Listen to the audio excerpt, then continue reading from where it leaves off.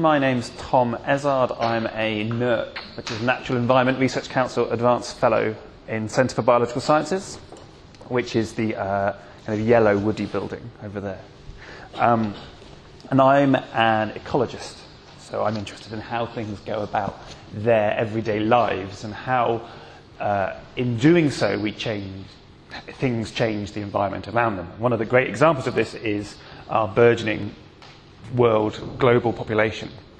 And so this is now a couple of years old when we crashed through the 7 billion citizens on Earth number. The UN thought it was Monday the 31st of October 2011. The American Census Bureau disagreed and thought it was actually March 2012, and we can argue as to who's right. But it doesn't particularly matter, the point being that as our world remains the same size, the number of people who are subsisting on it is continuing to go up and show absolutely no sign of slowing down. So the 6th billionth baby was born in 1999, the 5th billionth baby was born in 1987. Every 12 years, we get an extra billion people on the planet. When I was born, I was 4,465,000,000 the Earth on the planet, and that's a particularly glorious website if you are that way inclined. When I find my mouse, which is there, today's number is down here on this screen. There.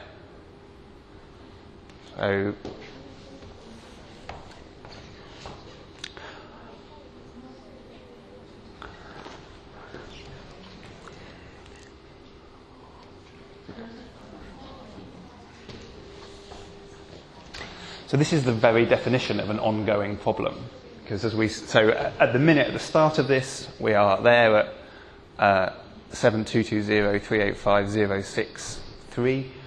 We'll come back at the end and see how many more mouths we have to feed just after 45 minutes of goofing around, effectively.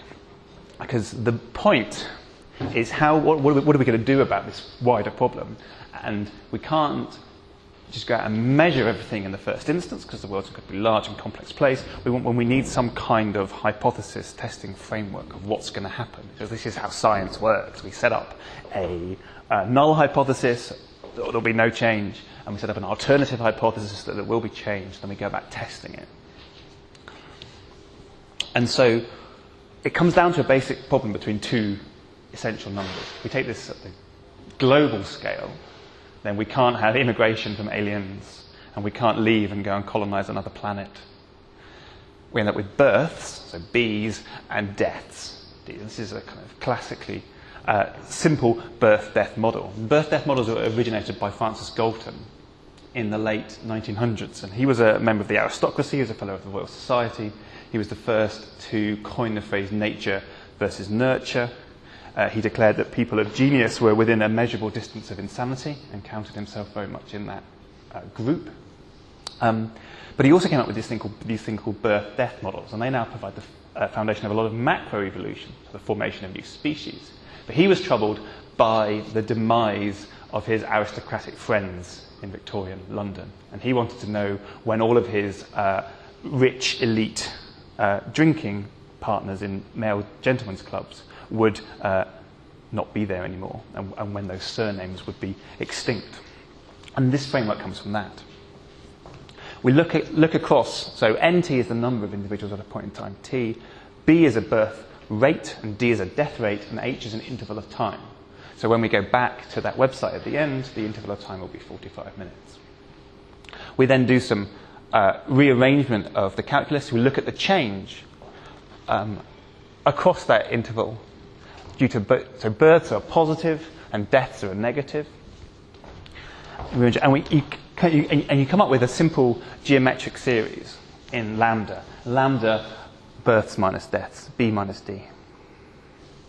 So this is simple types of stuff that is measured all across the world in hospitals as people are either, or in hospitals for births classically, although not necessarily, more generically by the state for deaths.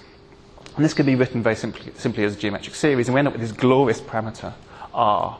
And r is just a rescaled lambda, taking the natural logarithm of it. And r goes back to Malthus in 1798. And Malthus grew sweet peas. And he noted that in nature, plants and animals produce far more offspring than can survive. And that man too is capable of overproducing if left unchecked. This is for plants. This is a kind of bet hedging scenario. You spin out loads of seeds. The seeds get distributed by wind. Some of them land nowadays on paths and in concrete urban environments, hard to germinate and establish. So if you put out thousands, you only need one of those to establish, to ensure the continuation of your genes. And so this is a way in which you're ensuring the persistence, or you're attempting to ensure the persistence of your species. Darwin, 60 years later, took up this similar baton of overproduction. So Darwin argued that even slow-breeding man has doubled in population size in 25 years. And at this rate, in a few thousand years, there will literally not be standing room for his progeny. This is again the idea that the world population is continuing to go up, more and more people on the Earth, but the Earth isn't getting any bigger. We're living in smaller and smaller places.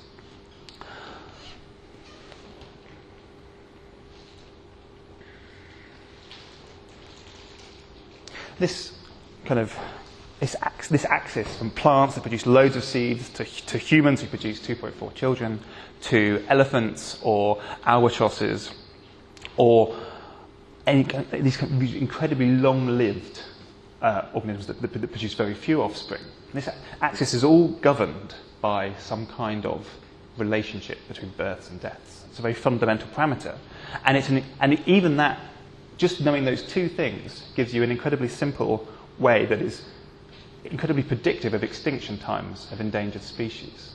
It's pretty dreadful at predicting growths of populations, but actually, in terms of predicting which species of rhino is going to be the next to go extinct on the globe scale, it's incredibly accurate as much more complex models.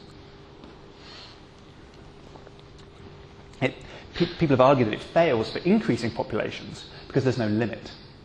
And Earth itself is a finite object. So how can we just keep being more on the same size? At what point will we reach saturation? And that's encompassed in this K parameter. So K is K for carrying capacity.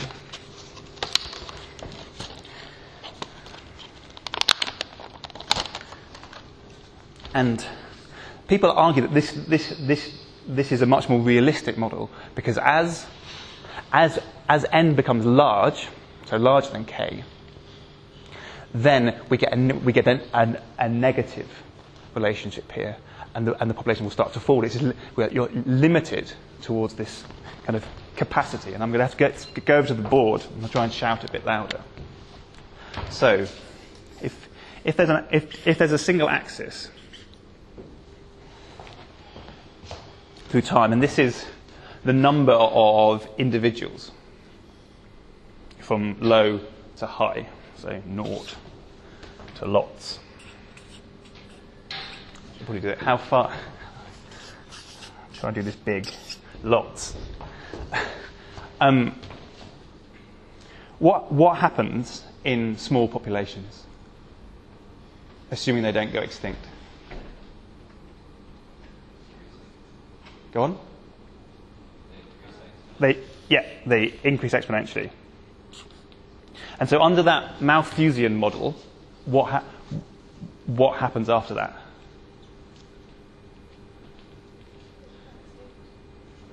Go on. They die out. In reality, yes, but in the model,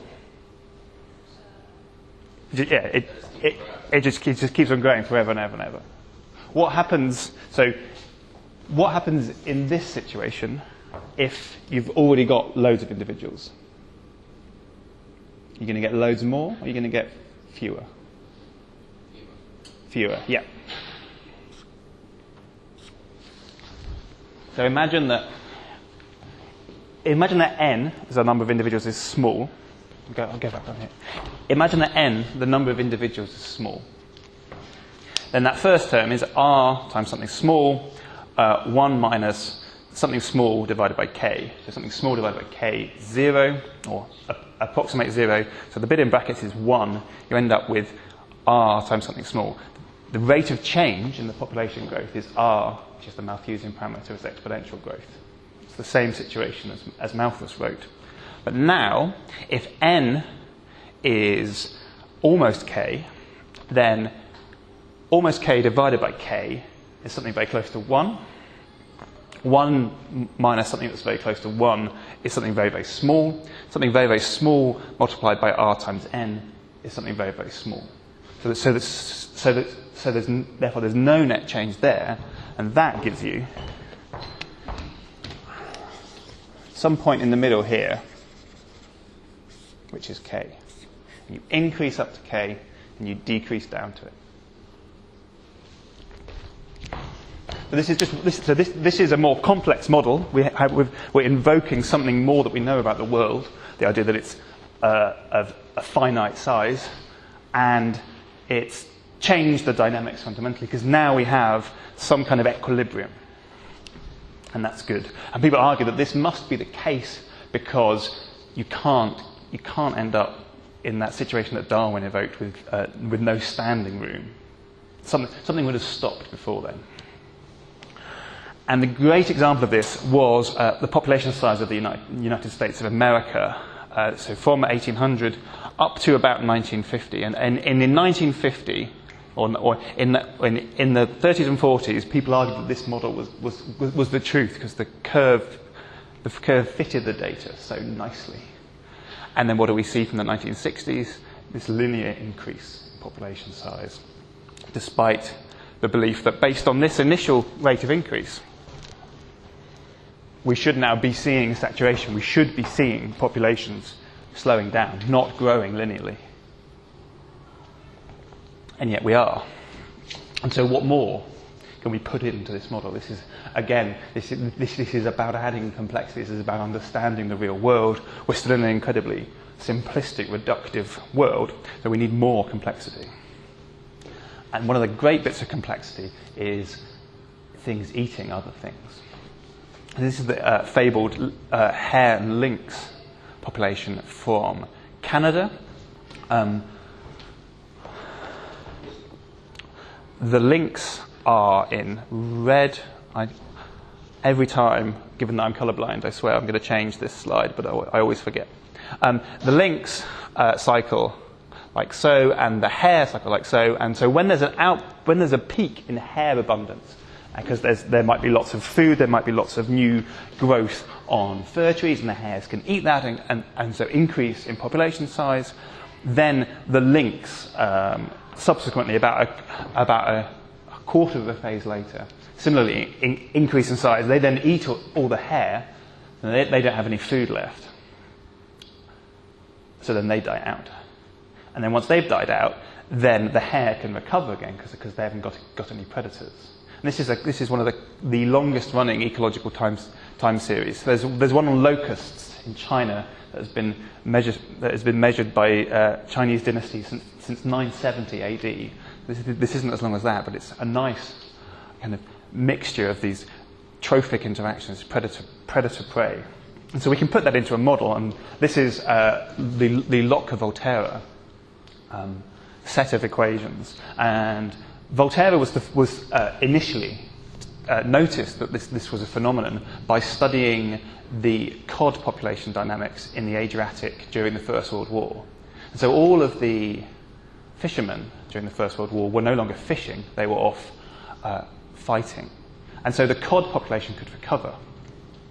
And this was the motivation for writing this equation. At the same time, Alfred Lotka did too, and in that pre-Twitter world, when publication wasn't instantaneous, the two things occurred simultaneously but independently, and thus are named after both. And the point that both made was that the balance between predator and prey depends on how the predator deals with those prey, which is called a functional response. It's how do you process these guys. So let's imagine that this is our prey axis.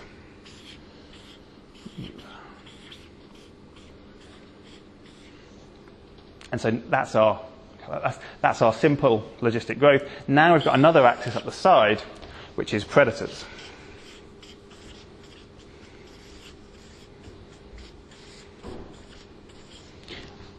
And the key assumption of the Lotka-Volterra model, is that the predator's fate is entirely in the hands of the prey abundance. They haven't got an equilibrium value that they can get to, whereas the hare do. So the hare just adopt this model of logistic growth. The predators are entirely tied to hare abundance. So what happens if we start down here? There's very few predators and very few prey. What's going to happen? This is the clue. There's going to be more prey, yep. And then what's going to happen once we get here? Yeah. Yeah, so then we start to go up, and then what happens? There's no prey left, so then we come back this way. And then what happens? Yeah, but so before the prey recovers, the predator starts to die, and then the prey recovers, and then everything again, yeah. Okay, and you end up with this really cool swirling behavior. And these swirls are the characteristic feature of these, of Lotka-Volterra cycles. But those cycles had a particular way of relating how these things eat. And that relaxing that is what's going to be the main focus of this. So,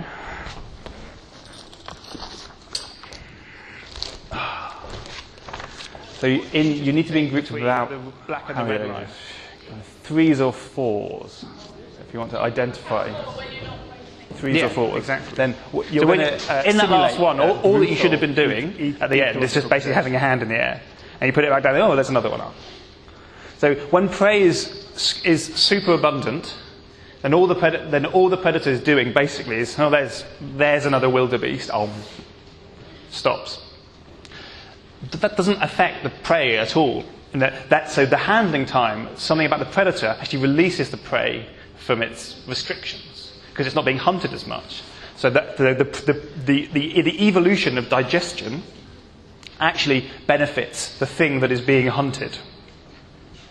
And that's a kind of it's been noted by ecologists and evolutionary biologists since for all of time. This idea that if you change the ecology, so if you change the kind of feeding behaviour, then that is going to have an impact on evolutionary behaviour.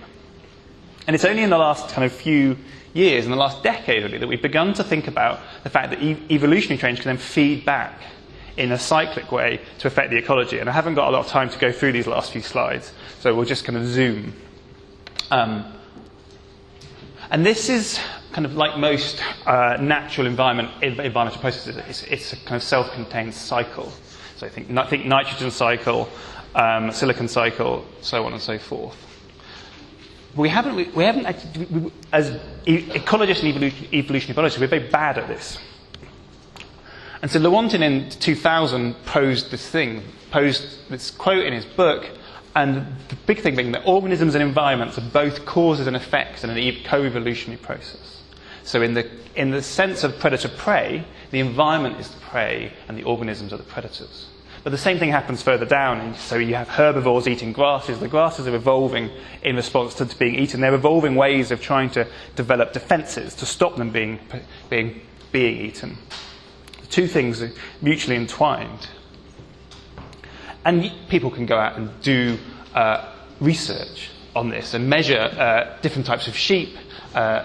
These are sow sheep on St Kilda with bighorn sheep and roe deer. And these cool things are called mountain goats. They live in a variety of habitats. And when you look at the amount of change So the black bar here is the environment, and the white bar is the trait, so the kind of phenotype, with error bars on top.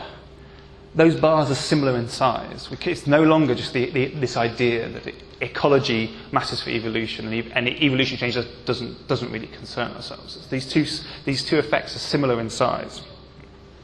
But that's only looking at kind of external morphology, whereas evolutionary biologists are into genetics and the response to selection and how things work further downstream inside our bodies and cellular processes and such things. And so Galton, again, from the start, Galton, who did births and deaths and was worried about the fall of the aristocracy, he also invented the central limit theorem and statistics and correlation and loads of other things that I find exciting that you might not find as exciting, but you should because they're great. And one of his things was this box in which if you drop beads down to the top, as long as it's done properly, you'll end up with a normal distribution down the bottom, because at each of these pins, there's a 50-50 chance of going either way. And the wonder of the central limit theorem says that all these binomial choices, either 0 or 1, left or right, give you a normally distributed group of traits. And Waddington in the 50s said, well, what if this isn't equally balanced? What if this isn't a 50-50 chance? What if you get steered down different parts of the landscape? What if you get steered to ending up in a particular end state by genes and methylation? And he coined this epigenetic landscape. So it's not 50-50 now. You're biased and you're steered. And one of the ways in which we're just discovering that these things steer you is by DNA methylation. This is kind of acting as a switch to turn genes on and off. These are two genetically identical mice, but the mother of the little brown one was given folic acid during pregnancy. And that folic acid methylated a gene, which meant that the small brown one is what we can consider to be a mouse, or of this type. Whereas this giant kind of hamster-type creature, it's got the same genes. It's just that they've been turned on in a different sequence during development. Similarly, this can operate physiologically by DNA methylation. It can also operate externally by ecology. So these are two groups of rats, one of which received a very loving and caring environment. Lots of licking and grooming went on when they were young. The other group were neglected, really. They didn't have the same licking and grooming. But if you swap them over in the subsequent generation, you find that neurological pathways are turned on that mean that they inherit the grooming pattern that they received. Even though it's nothing to do with their genes, it's just the behaviour of someone's mother. And so you can pass on this caring and this type of environment through nature, through the genes, or through nurture. And you end up with a population with low anxiety and much more love. And that's kind of it. Thanks.